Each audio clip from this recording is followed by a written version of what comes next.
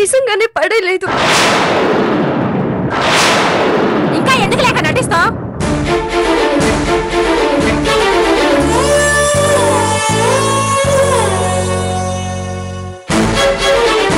ఇన్ని రోజులు రేఖకి పిచ్చి నయం అవ్వకుండానే అడ్డుపడుతున్నావు అనుకున్నాను, కానీ ఏకంగా రేఖనే పైకి పంపించేయాలన్న ఆలోచన ఉందనుకోలేదు. అది కాదు అమ్మా. అమ్మా అమ్మా, మీ అందరికీ ఒక గుడ్ న్యూస్ అమ్మా. అనయ్య. రేయ్ రేయ్ శ్రీరామ్, ఏంట్రా ఏంట్రా? లేక సక్సెస్ లేక ఇదంతా నీ వల్లే. నువ్వు ఫోర్స్ చేయటం వల్లే నేను బెంగళూరు వెళ్ళాను. నువ్వు ఇచ్చిన కాన్ఫిడెన్స్ వల్లే ఈరోజు 30 crores ప్రాఫిట్ తెచ్చే ప్రాజెక్ట్ సంపాదించాను.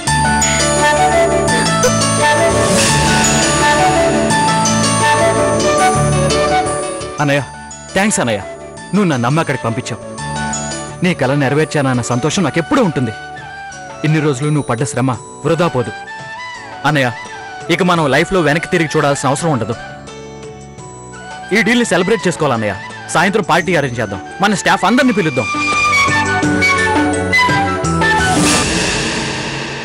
ముందు నువ్వు వెళ్ళి ఫ్రెష్ అవ్వు. అలాగే అన్నయ్య. అవును, మీరు అందరేంటి ఇక్కడ ఉన్నారు?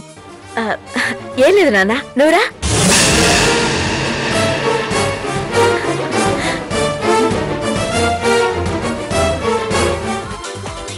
ఇలాంటి పార్టీ ఇంత త్వరగా ఇస్తానని నేను కల్లో కూడా ఊహించలేదు.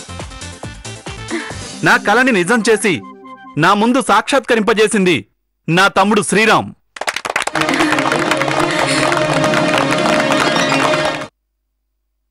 Friends, give him a big hand. భగవంతుడా, వీళ్ళిద్దరినీ కలకాలం ఇలాగే కలిసుండేలా చేయి స్వామి.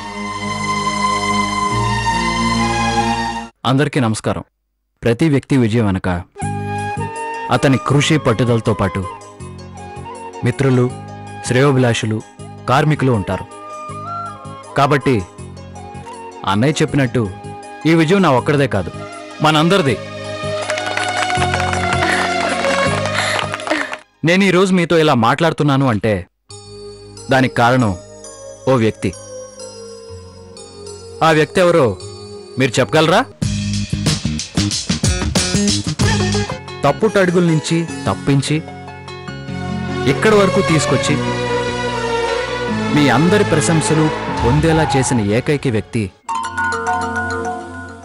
నా శ్రీమతి లేఖ.